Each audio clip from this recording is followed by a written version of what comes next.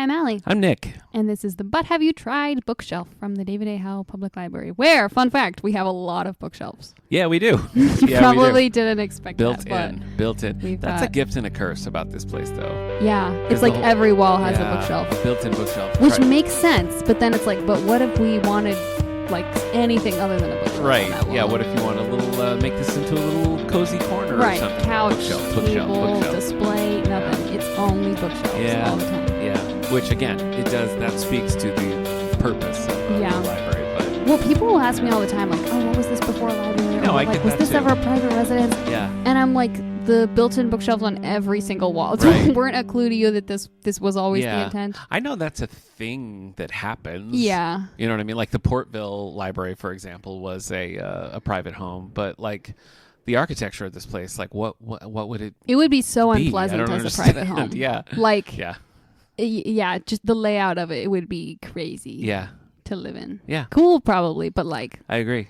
A little weird. It's a little creepy. I mean, when I have to like come in after hours or I have to like run up to my office or something, it's cool. But then if I'm here too long, I'm a little bit like, yeah. You know, I definitely spooky. have to like prime myself with the right state of mind. If I'm like coming in here when it's dark to like grab something, I'm like, there's no ghosts. It's just cool.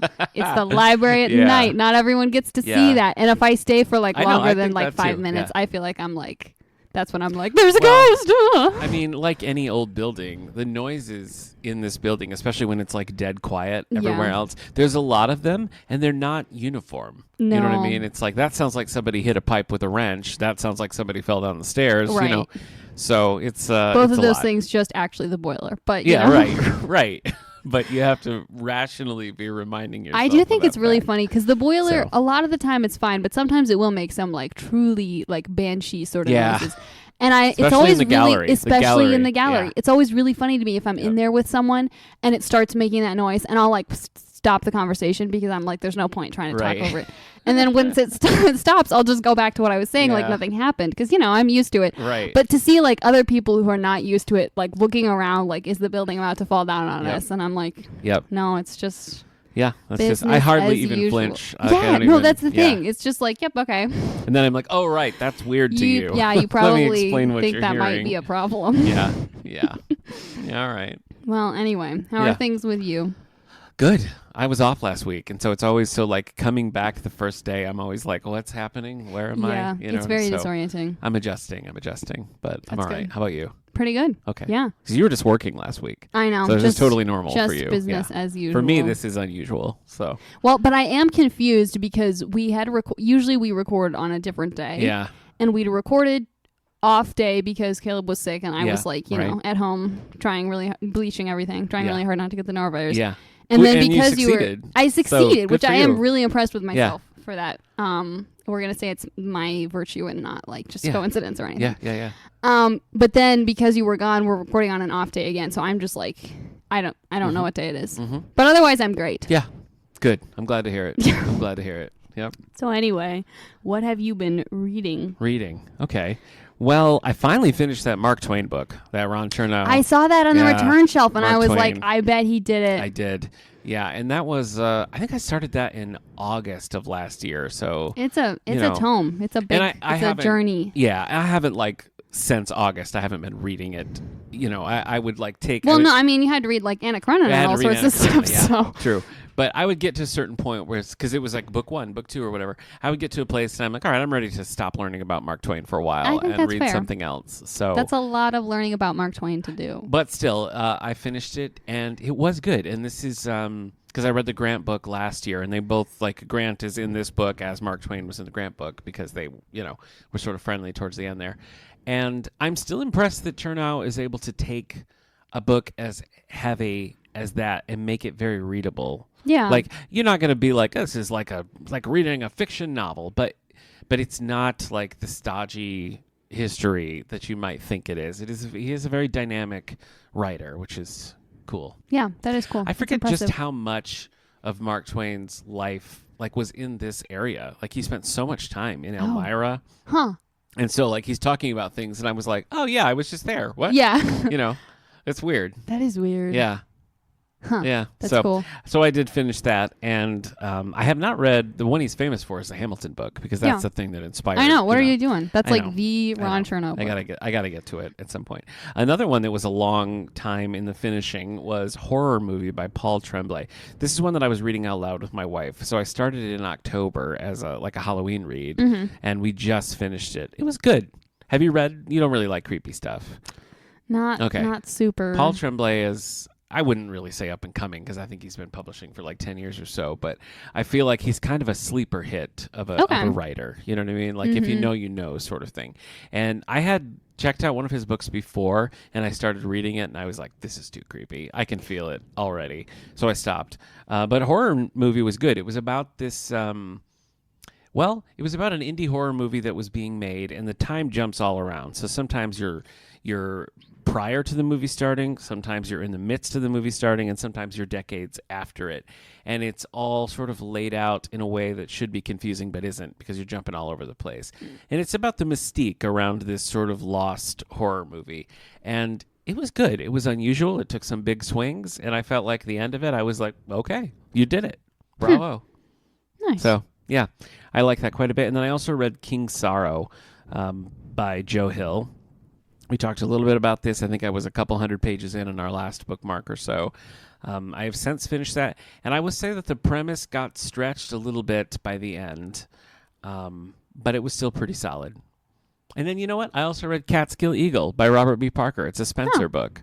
Yeah. I was just in a play, as you might remember. I do recall. And I had a big, especially in Act 1, I had a big chunk of time between scenes. So I was just backstage, just pouring through books, because I didn't want to go anywhere. Well, there's just song and dance happening on the stage, to be clear. Yes, okay. And people running back doing quick changes and stuff. And I'm just like, oh, that Mark Twain sure did get into a lot. So yeah, I was reading. That's a delightful mental image. I was reading Twain, I was reading King Sorrow, and then I was reading Catskill Eagle, all backstage. So nice. I finished all of those. I approve. What are the things that you have finished? So the Spencer book was good. I didn't say, but it was. Okay. It was good. I figured it was kind of implied if you didn't, if it's Robert B. Parker and you don't say it's bad, I assume you think it's good. Yeah. Because I had read a couple of Spencers recently, and I was like, that's not really clicking. But this was high stakes. It was much more action-y than they usually are, but I was kind of in the right place for it. So nice. Yeah, I thought it was pretty good. The right place being backstage of a musical. Yeah. Yes. Yeah. Yeah. Highly recommend. Down. That's where you read that book. If you're in the Mean Girls musical, read Spencer books in the backstage area. I have not finished that much, partially because I was busy with Anna Karenina, which I did finish, and we talked about it. Yeah. Nick was convinced that I was faking Caleb's illness to not record the podcast as soon, but that's ultimately not true. did believe that he was ill. Yeah. Well, it was a fact. Okay. But I did finish Dawn Shard by Brandon Sanderson, which I listened to, I think, all in one day whilst What at are home. the words you said? Dawn Shard. Dawn Shard. Okay, I heard it right then. Yeah. So. Well, it's terms that have to do with the fantasy world, but I also didn't know what it meant until I was Dawn Shard. Most of the way through the book. Doesn't really roll off the tongue. So, yeah. All right. But so I finished that, but I am currently reading a few things. After the whole Anna Karenina thing, I was like, some more Russian stuff sounds fun. So I'm reading a little Best Russian Short Stories collection. Yeah. And the one I'm currently on is The Queen of Spades by A.S. Pushkin. Okay. It's been kind of fun. All right. I'm reading an arc of a book called The Cloak and Dagger Club by Jackie McMahon. Ooh, fancy. It's so good so Advanced far. reader's copy, everybody. Advanced reader's copy. Well, it's because I'm friends with the author. But This is why you randomly DM people on Instagram, because you might become friends and you get to read the arcs of the book. Yeah. That's my advice for today. That's good. But it's so the idea is it's like this little club of mystery authors. Yeah. And then there's a murder in the mystery author club, of course. And it's sort of that golden age mystery. It's based on an actual group that Agatha Christie and some others were part of. Yeah. And just the tone of it and the vibe and the characters and everything has been really great so far. So I recommend that, and we should buy a copy for here when it comes out. Yeah, send me an email. I'll do it. But then I'm also reading Rhythm of War by Brandon Sanderson, which is another of the massive Stormlight Archives. No, what is that one called? Rhythm of War. I thought you said the Mafor, and I just accepted it, but Rhythm it's of just sounds. War. Okay. Yeah. All right. So that's also good, and I'm I think I only have 12 or 13 hours left. Okay. So I'm making good progress. Yeah, you are making progress. Yeah. When I was backstage reading, and I think by the time I was on the third book that I was reading backstage, my friend Maddie, who played Gretchen Wieners in Mean Girls, so if you know the movie, she was like, what are you doing? Like whispering backstage. She's like, what are you doing? What are you? And I was like, I'm a librarian. And she was like, oh, I forgot. Yeah. It's like it's all starting to make sense. We're trying not to laugh out loud backstage because it was really like, it dawned on her. She was like, oh, right. That's your whole thing. It's a very librarian thing to do. Yeah. You know what? Speaking of that, too, while we're on the topic of Mean Girls, I read William Shakespeare's Much Ado About Mean Girls. Have you read any of those Ian Doescher adaptations? No. Oh, okay. I don't even know if I know what you're talking about. He does the Star Wars ones. Okay, those I am familiar with. He's done Star Wars, and then he's done Mean Girls, Back to the Future, and something else. I don't know. But I had never read this one before, but I was at a conference, the ALA conference in Seattle years ago when this was coming out, and he was there, and I went to his talk, and we chatted a little bit afterwards. And Mean Girls, Much Ado About Mean Girls, had not come out yet, but he signed a copy for me. And that's pretty cool. He was like, honestly, I'm kind of nervous about this one because like Star Wars and everything I get, but they approached me about doing Mean Girls, and I was really nervous about adapting like Tina Fey and all that stuff. So he was very reticent about it. And I read it, and I kind of get it. It does not work as well as the other ones. It doesn't quite feel Shakespearean enough. You know, it's like the adaptation couldn't quite decide if it wanted to be set in modern times but using Shakespeare language, or if it was like, because the Star Wars ones kind of just embraced this is Shakespearean, right? You know, and this one I felt like split the difference in an unflattering way. And as I was listening to it, I was just thinking about chatting with him and about how much he was like, I don't know. So I won't hold it against him. But these are fun. Yeah. And the audiobooks are like full cast with sounds and everything. And they really do a nice job. I've listened to the original trilogy of Star Wars and then now Mean Girls. So yeah, I plan to do more. I should get some of the audiobooks of those. I think you'd like them. Sound fun. Yeah. What else do we have to talk about? Movies. Have you watched? Oh, but wait. But what do you? We didn't talk about what we're currently reading. I said what I was currently reading. Okay. Because I only finished one thing other than Anna Karenina. Right. Okay. But you tell me what you're currently reading. Well, I picked reading. up Backlash Blues, which is a sequel to a novel I read called Death in Denmark a while back, which I liked quite a bit, and I think that you would like these books. I've been kind of meaning to read Death in Denmark, and I also have to say Backlash Blues is a really satisfying name. See, I don't get it. I don't know what it means, but just like the sounds of it, like the B's and the consonants. Just I don't it's know good where to me. The tagline on the front of it is, you know what, Vamp. I'm gonna get it because I need you to read. Okay, I'm just gonna. Yes. I'm watching Nick go get this in real time. He's getting this book. Okay. He's acquired it. Yeah, I have it here. Okay. So I was thinking maybe the first book was, by a mainstream publisher, and this one feels a little bit more self-published. So I don't know if like the first one wasn't a big enough hit to get them to do more. But the cover is confusing. I don't know what that is. Yeah, It's like a blue. Well, let me read you the okay. Backlash Blues. When banks go bad and not just at math. That's a bad subtitle. When banks go bad and not just at math. Yeah. I understand what it's trying to convey. Yeah. But it does feel a little. It's belabored. Cringy. I'm not holding that against her.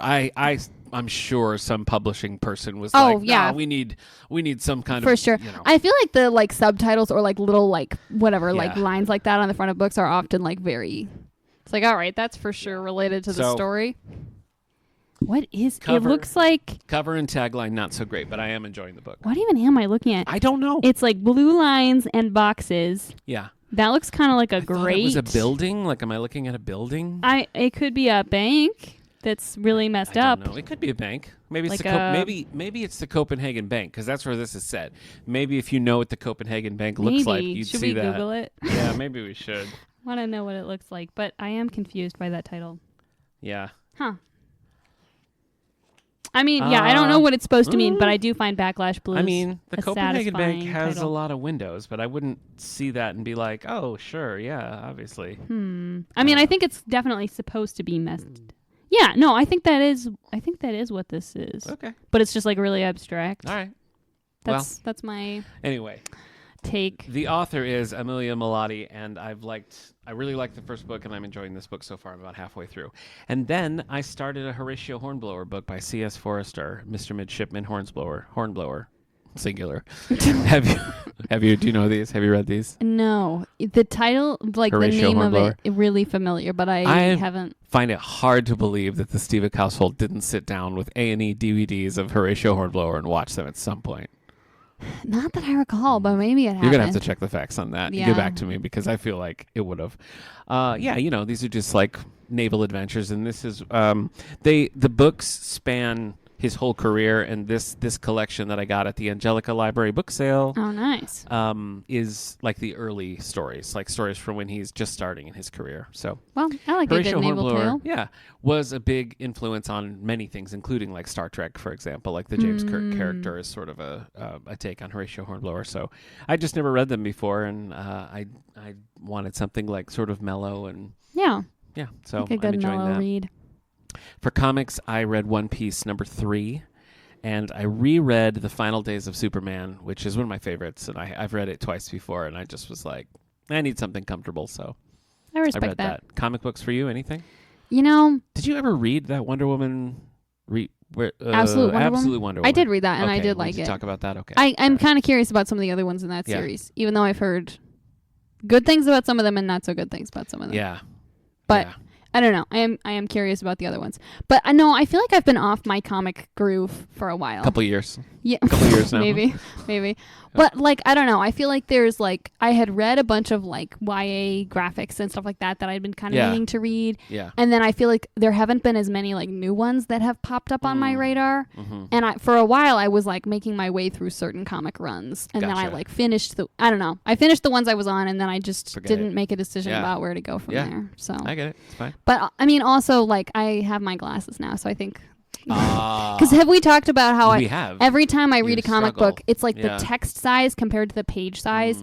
I feel like I'm just like holding it up directly to my eyeballs, right? And I'm feeling like I need to try that again, but with my glasses. But maybe your glasses will help. I hope so. Anyway, what did you ask me before I interrupted? Did you say movies? Yeah, movies. All right, I watched 2. I watched one called Eden, which is a Ron Howard movie. He's one of my favorite directors. This was weird. This was a weird topic for Ron Howard. I don't know. I think it was supposed to be sort of a sexy action kind of movie. It's telling a true story about a group of people who take up a residence on the island of Floriana, which is one of the Galapagos Islands, and they set up this little sort of community, and then struggles and murders and all sorts of things happen, and it just, I don't know, it never quite landed, and it was a movie, it ended, and it was like, wow, well, that wasn't an unpleasant journey. So I watched that, and then it's another downer. I watched The Three Musketeers from 1973, which is directed by Richard Lester, and has a shockingly good reviews on all. It's like, this is sort of a beloved movie. This was one on Canopy, everybody. If you're not streaming on Canopy with your library card, you should be. This, however, is a bad example of that because I hated this movie. Oh, no. I just wanted like, a fun swashbuckler kind of movie. And this was like, half the time thought it was like a comedy, and the other time, I don't know. And the production values were all really good, like the costumes and the sets, the look of them. Like if you muted it, you'd probably think it was a good movie. But okay, so watch it on mute is what I'm hearing. Yeah, and there's a sequel called The Four Musketeers, and then a third. It's a trilogy, and I was just like, how? I was so confused because I didn't get it at all. But it happens. Well, okay. Did you watch any movies? This is usually your downfall. I did watch some movies. Okay. Had you seen the movies before? Before this morning? Yes. Okay. All right. I'm just in my office streaming movies on times 2 speed. Okay. So my family's been on a bit of a Ghibli kick, so we watched Princess Mononoke, which I hadn't seen yet. All right. And it was good. I feel like it was definitely, for me, one of the more like depressing of the Ghibli movies. Okay. Like it ended and I was like, I guess that was an uplifting ending? Question mark? Maybe. Yeah. But yeah, definitely. I mean, like, just like beautiful and well done as they all are. We watched an adaptation of The Secret Adversary. Okay. Which was kind of fun. I feel like it was pretty true to the book. I don't know that I was like, wow, this is the best thing I've ever seen. I'm gonna watch all of them, but it was fun. We also watched a movie. I don't think we talked about this on the last bookshelf episode. We watched a movie called Dead of Winter. I don't remember. It has Emma Thompson playing this like fisherwoman who rescues this girl who's been kidnapped. Huh. Okay. In like, I don't know, the middle of nowhere in the Midwest in the middle of a blizzard. Okay. It was very well done. It was very stressful to watch. But like if you don't mind being stressed out when you're watching a movie, I highly recommend. I think it was very well done. Okay. Sometimes I can do that, and other times I'm just no. Yeah. Well, and also like the particular I don't want to give spoilers, but the particular reason that the girl had been kidnapped was something that like particularly bugs and stresses me out. Yeah. So like I think that most people probably would not be as stressed watching this movie as I was. Gotcha. I'll say that. Okay. I also watched X-Men First Class. Oh. Pulling back to a previous, but have you tried? Yeah. But have you tried X-Men? But have I tried X-Men? Yeah. I have. That's a good one. Yeah. I feel like that's a really strong entry. That's one of my favorites. I enjoyed it. And I think it's funny that though it's different actors for Magneto and Professor X, it somehow still gives just as much gay vibes between the two of them. Like, changing that did not in any way. Maybe it made it worse. Maybe it made it. No, there, like, oh my gosh. There's a scene at the end where Magneto's like, I need you to be with me, you know, whatever and everything. Yeah. And I'm like, surely while you guys were making this movie, someone saw what I'm seeing. Probably. I have to assume it's intentional. Yeah. That's an underrated Kevin Bacon performance too. I feel like he's Sebastian Shaw, the villain. Yeah. I think that's. It took me a while to realize it was him because I was like, wait. Yeah. Yeah. No, I think that movie's good all around. If you want in-depth commentary, you can go listen to the previously on X-Men episode about it. Maybe I will. Maybe you should. Maybe I should. Yeah. Hillary and Eric dive deep into that over on that. Remember when we guest hosted a couple episodes of I do. That was previously fun. on X-Men? It was fun. What I always think about is that one Spider-Man crossover episode. Yeah. I forget exactly what was happening, but somehow Spider-Man was like mutating more. Yeah. And he's like in the X-Mansion or whatever. Emo. Yeah. And he's like, I'm going to become something worse. So I'm not even human anymore. Just like fully in front of Beast's face. Right. And I'm just like, man, read the room. Yeah. I feel like that's one of the standout moments of that entire experience for me was just like the pure painful comedy of that particular scene. Yeah. You can revisit all those previously on X-Men. That's true. All right. That's it for your movies? That's it for my movies. Okay. Have you watched any shows? I have not been keeping like modern and fresh with shows. I don't know. I've just been in a revisit kind of mode. So we're doing this rewatch. We're watching. Our son is watching The Office for the first time, and we're getting near the end. We're late in the game in season 7, and so we've started layering in Parks and Rec. So we rewatched the first season of Parks and Rec. So you have a nice smooth transition. Yeah, that's the hope. Because he crashes hard. Like when he finishes a book series or something, he's like, no. Yeah, I get that. So I figure, we'll start some other things, get some things going. So we just have been doing that. Tubi, which is one of those free streaming channels, has all sorts of retro sitcoms. I've been watching the new Dick Van Dyke Show, which I had never seen before, and I'm having a good time with that. And then we're going through Starfleet Academy and having a good time, and just started Scrubs Season 2, which listeners may recall is your assignment. But we started watching Scrubs before I chose to give it to you. It was kind of like, was it a reminder and you were like, I should pick, was that how it happened? We've been watching it and I was like, you know what? I think Allie could get into this. So, but you haven't yet, right? I have not yet tried it. All right. Okay. So I can't give away anything about my that's good. reaction. Yep. What about you? I have been not doing super great with shows. The only show that I could remember watching the last month is I watched the first half of the new season of Bridgerton. Oh, okay. And it was pretty good. What a journey this has been for you. I know. And now you're all in. It is. Well, I feel like the thing is, I don't know. I'm like sort of curious, but I'm also like, oof, that's more of a commitment. You know what I mean? Sure. And I'm like, do I want to commit that much? Yeah. And then there's also part of me that's like, I could read all the books and then like know what will happen in some of the later seasons. But then I'm like, I kind of don't want spoilers. I guess I got the impression that they were not adhering so close. I don't know. I think the like broad strokes of any given storyline adheres, but there's like stuff they change. Right. Which part of me is like, well, then maybe it'd just be interesting to see what they have changed. Yeah. I don't know. I'm not sure. But I feel like the thing about it is like I kind of experience it almost like it's science fiction.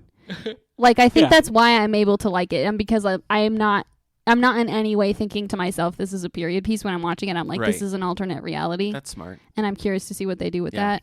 So, but honestly, I feel like the thing I like about it the most is just like the sibling dynamics are very wholesome to me. Okay. So you love a good sibling dynamic. I love a good sibling dynamic. Brothers all the time. Yeah, I'm a sucker for it. Yeah. What can I say? Yep. But yeah, that's the only thing. And then I'm just impatiently waiting for the second half of the season because the first chunk did end on a cliffhanger that made everybody mad. There are a bunch of new things that I want to watch, so we're just gonna have to break down and get a streaming service. I remembered something else. We also watched Wonder Man And it was great. Oh, I do want to watch Wonder Man. We watched it all in like, I don't know, very short order. Yeah. It was really good. I ordered us a Wonder Man collection too of comic books. So we do have in the graphic novel section, if you want more Wonder Man. I'm kind of curious because it was like a show that was definitely kind of an offbeat for Marvel. Like, yeah, I feel like Marvel does really well when they do things that are like less just like classic superhero-y. Right.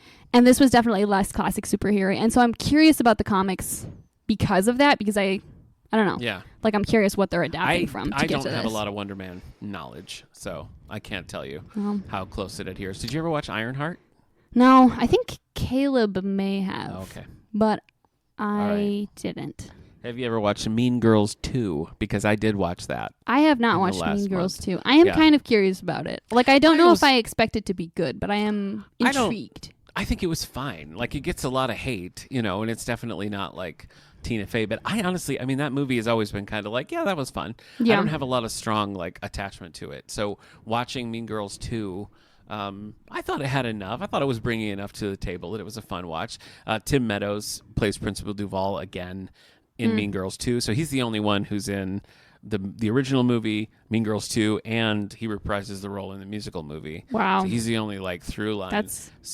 And his performance was fun. I mean, Tim Meadows is always fun. But, yeah, I did watch that because I'm a completist. So. Okay, so here's my question for you. Okay, sure. In my head, I feel like Mean Girls, Legally Blonde, and Clueless, they're, like, all kind of in the same category. Okay. Which is your favorite? What's your top pick of those three? Boy. I guess I would go with Clueless. Okay. I think, yeah. I understand. Yeah, I mean, Alicia Silverstone, Paul Rudd, it's great. Yeah. Yeah, I would go with Clueless. What about you? I think my pick is Legally Blonde. Okay. And I feel like that's the thing of, like, I mean, I really like Clueless, and I enjoy Mean Girls. I feel like sometimes people will be talking about Mean Girls, and, like, I'm like, yeah, it's good, but, like, I don't know. I feel like in the back of my head, I'm like, but Legally Blonde. I don't know. I think Legally Blonde just really clicks with me for some reason. Sitting backstage and reading Mark Twain biographies while Mean Girls the musical was happening, still, I'm like, what is the message of this? Like, what is the moral that we're supposed to take away I think from Mean don't Girls? lie to your friends. Don't lie to your friends. Because it's sort of like, who is the villain? Because everyone is kind of the villain. I don't know. I think the only people who aren't the villain is Janice, and I forget the other guy's name. See, but I disagree because they are the ones who get Katie to infiltrate and lie to the plastics and, like, make Regina gain all the... I mean, I think in their mind it's like a just cause because they've been wronged, but that's some shady stuff that they do. That's so true. I don't think anybody is really blameless in all that. I guess you're right. I feel like for me it's always kind of about, like, the, like, descent into villainhood for Katie. I feel like it's sort of the crux of it, of, like, you've become that thing that you didn't like. Right. And she sort of rebounds. Yeah. I mean, I think the movie would like you to believe that she fully rebounds. I think the implication is that she will. Yeah. And that everybody is like, she sort of remains friends with the plastics and also Janice and Damien. And I thought Aaron. she didn't remain friends with the plastics. Well, I think the musical at least makes more of a case that she does. Okay. So that's what I mean. Even when I watched the movie for the first time, I remember my friend Bo and I watching it, and I was like, huh, what? I don't know. I think, I mean, just don't be mean. Don't be mean. Don't be a mean girl. Mean. Yeah, that's the takeaway. Don't be a mean girl. Okay. All right. But you have to wear pink on Wednesdays. Yeah, you do have to wear pink on Wednesday. Yeah. Yep. Okay, what have we not talked about already? We talked about shows. Mm-hmm.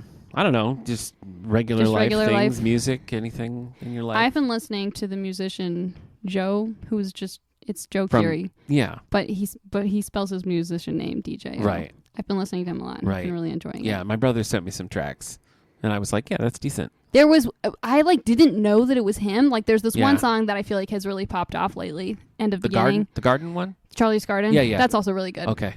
My brother sent me that because he said it sounded like a Paul McCartney song. And I think I can see that a little bit. Yeah. But so, like, I had heard the song and I was like, that's really good. And then I, like, saw something online being like, oh, whatever, like Joe Keery, musician, something, like his top track, whatever. And I was like, what? Like, that's Steve Harrington? Excuse me? Yeah. And so I looked and I was like, yeah, that is fully the same person. But I've been listening to more of his music and I've been having a really good time. Charlie's Garden is about Charlie Heaton. which I think there's like his voice track in it. And apparently it's about how like they were living in Atlanta filming Stranger Things and like hanging out in his backyard. And I find that really wholesome. Do you have a crush on any of these people? I don't think I have a crush on them, but I do want to be their friend. I could see there's some flushing, but okay. I feel like just the dynamic every time I see them interact, I'm like, this seems like a really fun group of people, and I would enjoy hanging out with them. All right. I will say that. Okay. All right. How about you? Do I have a crush on? No. Okay. Oh yeah. Do you have a crush on Steve Harrington? No, I don't have a crush on Steve Harrington, but he's pulling off the hair. I mean, I have to give him. That's a big name that he's. I think it's funny that almost everyone in Stranger Things has a wig except for him. They just like style his hair. But like meanwhile, like Nancy and like Max and everyone, like they have wigs, even though it's like hair that just kind of looks like their hair. Right. Just looks like regular. And I'm fascinated by that. Yeah. Okay. What did you ask me? And music or other life stuff. So John Lennon has this album called Mind Games, and they put out a big fancy version of it. And there's like a supplemental album called Mind Games, the meditation mixes, and they take the tracks and they like spread them out to be like maybe a half hour or something, and they're just sort of like these very peaceful sound collages. And I kept hearing bits of them, and I finally just bought the album, and I've been enjoying that. It's not like a traditional like let's listen to some music. It's more like a background kind of thing, or if you were going to use them to actually do like meditation or something. That's kind of cool. Yeah, it's sort of a novel thing to do with those albums. So yeah, I've been enjoying funky, that. But I like that. I have to open the old But Have You Tried mailbag to share a postcard with you. Oh, do you see that? Yeah. To the lover of wilderness, Alaska is one of the most wonderful countries in the world, John Muir. So we got this in the mail. It says, "Hey Nick," and probably you as well, and probably also Ash. I'm just implied. It's your Alaska podcast fan. I'm just dropping a note to promote my podcast, Mariculture Minute. It's on the usual places and at kelpshow.com. I look forward to the latest But Have You Tried? So there you go. That's cool. Yeah. One of our regular listeners launching their own podcast, Mariculture Minute. So, you can learn about mariculture in Alaska. So that sounds interesting. All right. Cheers. I did listen to the first episode and I learned some stuff. Yeah? Yeah. Yeah. So maybe I'll go gut some fish. I don't know. We'll see. Probably not. Was it stuff about gutting fish? That was the first episode had quite a lot of fish gutting in it. Okay. So, yeah. Well, maybe I'll need to skip to the second episode. Yeah, you can start with episode 2. But I don't know if you're going to have time because you got a lot of Scrubs to watch in the next 2 weeks. Well, you didn't tell me a specific amount. You were just like, just go. Yeah, that was maybe my mistake. Maybe I should have told you have to watch the whole first season. You don't. I mean, I really think, we'll get into it next time, but I do think Scrubs is one of those rare shows where you don't have to be like, you got to watch, 10 or 15 episodes or 2 seasons before it gets good. No, I think Scrubs is Scrubs from the get-go.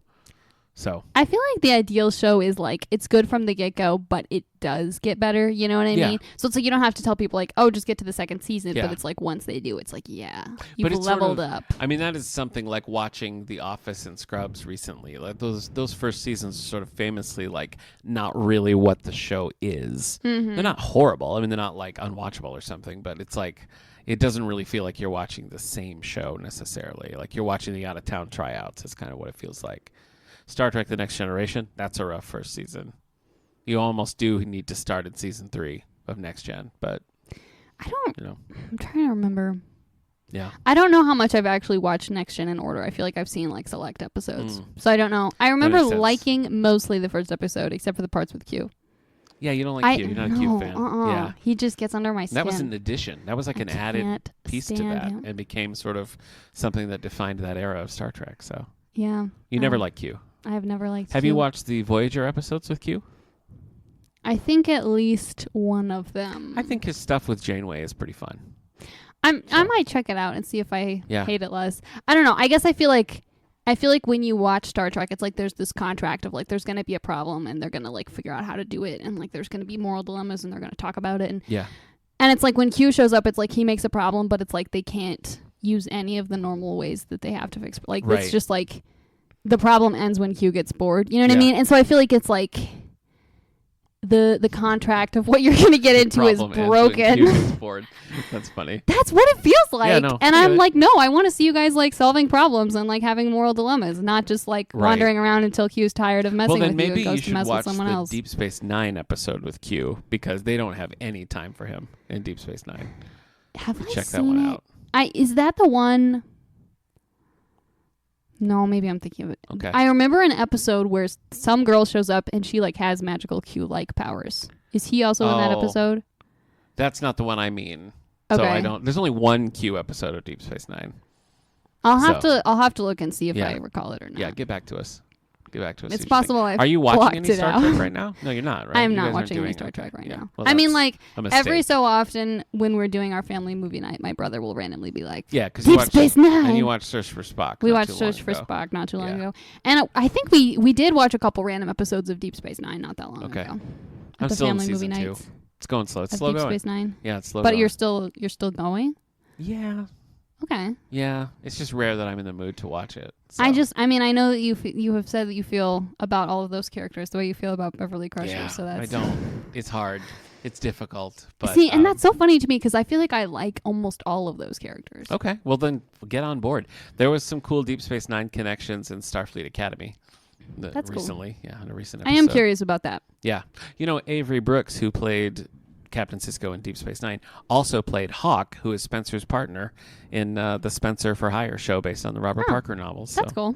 Yeah, there you go. A little history of Avery Brooks connection. for you. Yeah. Yeah. I think this episode ended long ago. Yeah, what do you think? I think you probably. Okay. So right, you've got lots of Scrubs to watch. Yes, we'll see you in 2 weeks to talk about Scrubs. I'll be there.